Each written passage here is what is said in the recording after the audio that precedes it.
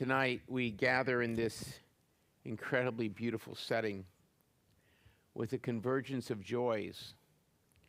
First, Shabbat, our weekly celebration of peace, of content, contemplation, of love. Second, the celebration of the upcoming wedding of Sierra and Sam. Where are they? There they are. Third, a celebration of a young person, Eva, as she takes her place within our community as a bat mitzvah tomorrow morning. And finally, tonight is Pride Shabbat, a moment to lift up and honor the lives, struggles, joys, and dignity of our LGBTQI plus siblings.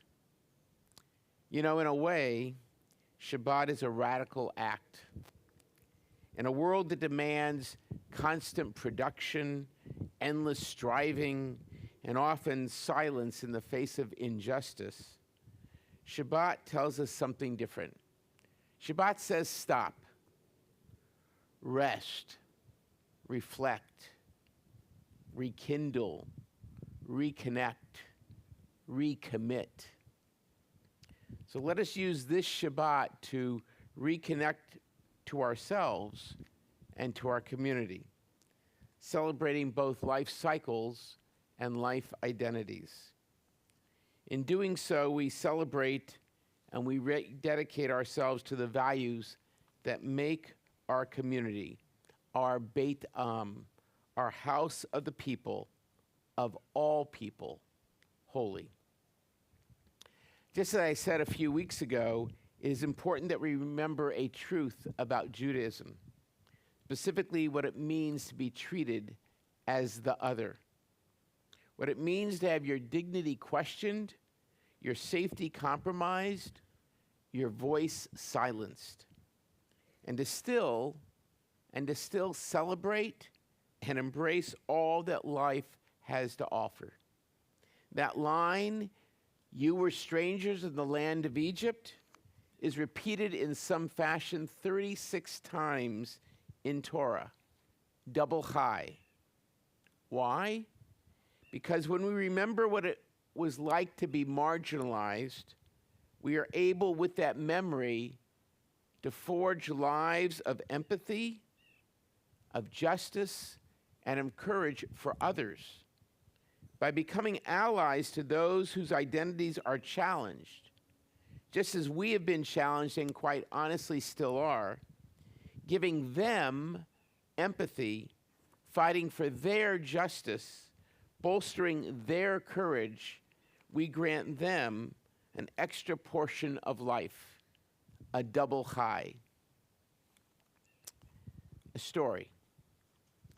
Many years ago, I think probably 25, for one of my congregational trips to Israel, a couple approached me and asked if I would marry them in Israel.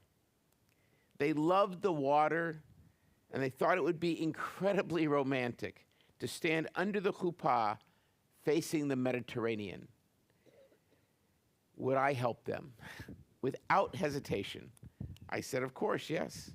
It would be my first wedding that I ever performed in Israel, and I was delighted.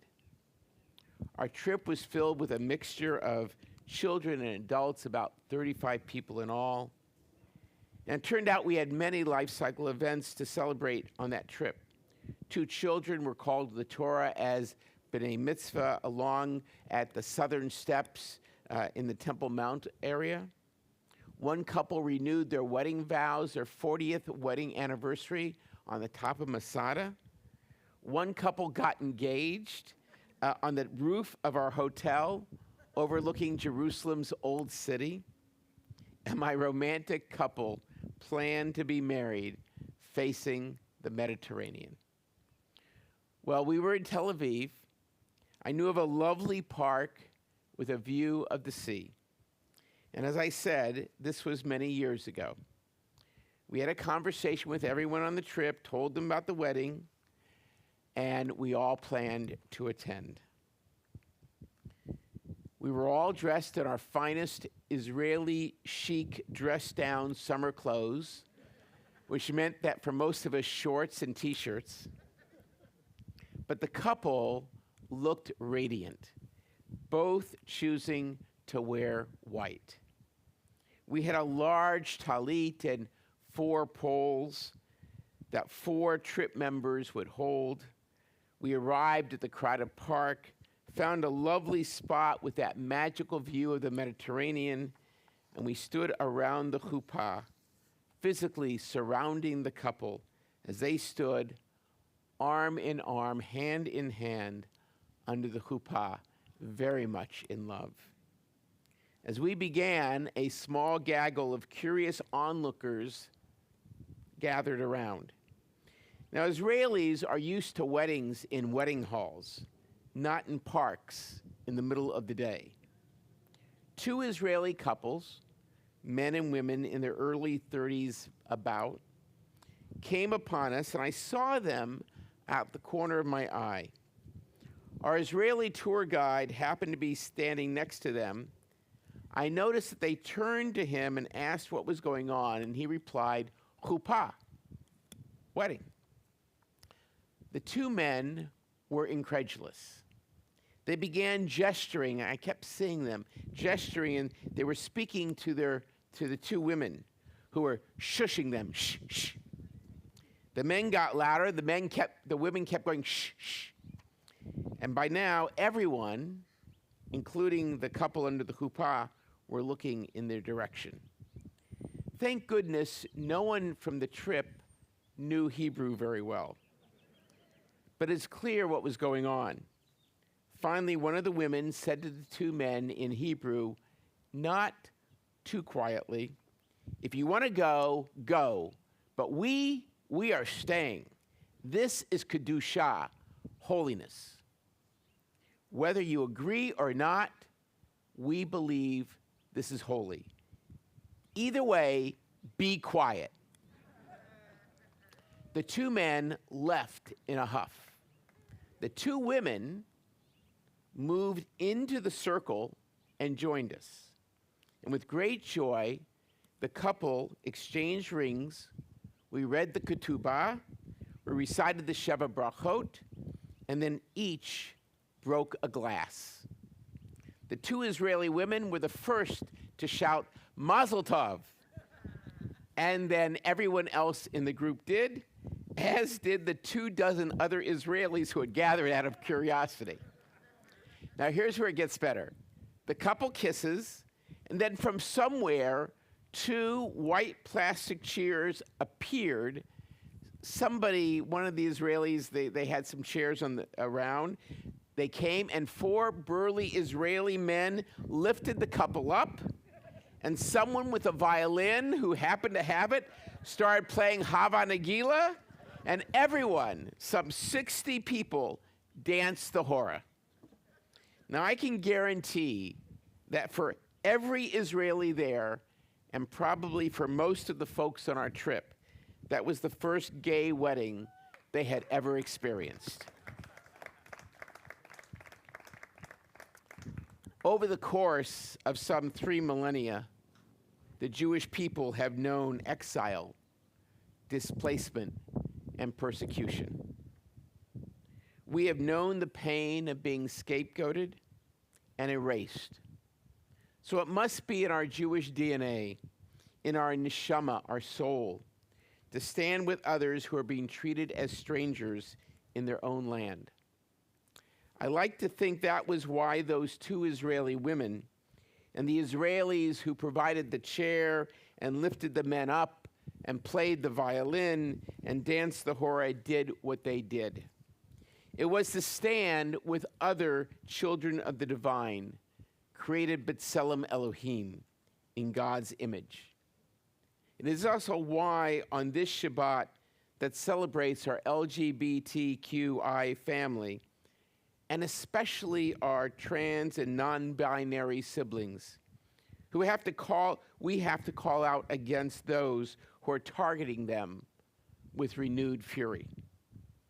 You know, it wasn't long ago that the LGBTQI community and their allies, many of us included, celebrated a hard-won victory, the 2015 Supreme Court decision affirming the right to same-sex marriage. I'm sure, like many of you, I remember the joy. I remember the couples lining up at county courthouses to be married. I remember pictures of rainbow chuppahs. And I remember the relief so many within the gay and lesbian community felt for finally being seen and feeling safe, at least in the eyes of the law. But now, as we know, the pendulum has swung the other way.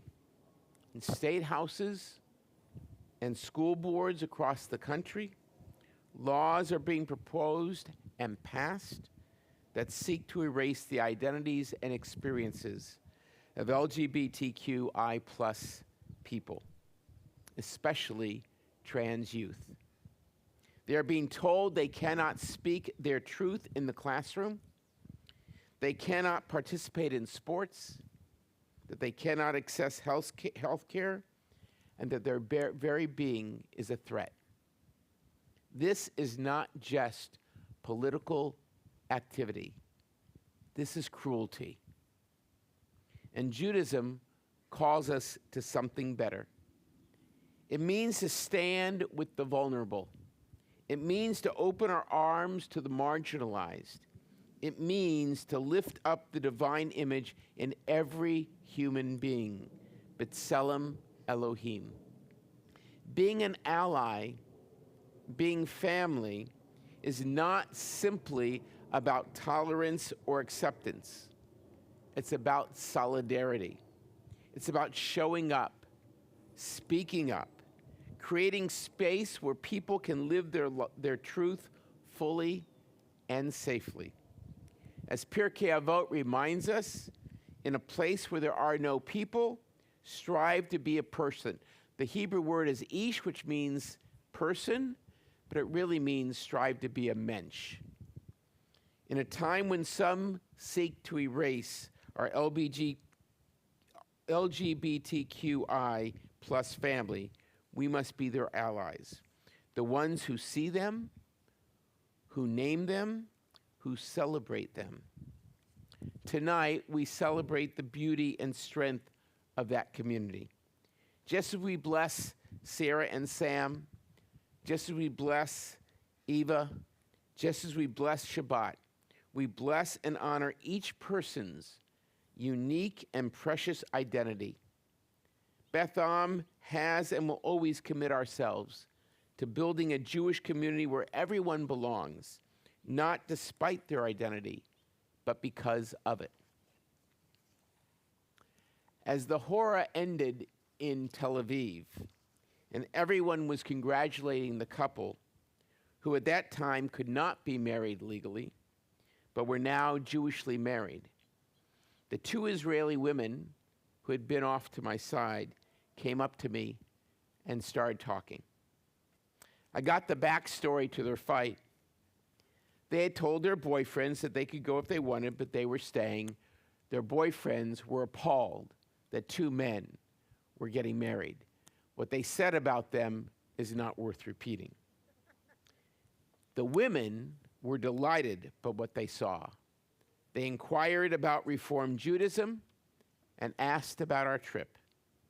I mentioned that we were doing a small party that night in honor of the couple, told them where we were staying, and invited them to join us at our hotel.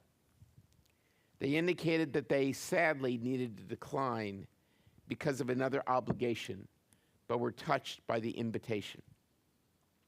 That evening, as we were just starting our party, a delivery truck pulled up to the hotel, and a delivery was made, and they came into the party, and they pulled me aside, and they said, "You've got a delivery." I said, "I didn't order anything." And there was a gorgeous 3-tier wedding cake and a 5 dozen assortment of delectable pastries for the party. I said there must be a mistake. We had not planned for this. It was only a small celebration. We never ordered a cake or pastries. They were sure it was for us, and they handed me a note. One of the women we had met, a pastry chef, had returned to her shop, made the wedding cake and pastries, and had them delivered to help celebrate this new couple. And all it was signed was with compliments, Chava. This is what it means being part of a Jewish community, creating a sweetness and a joy, regardless of how others treat you.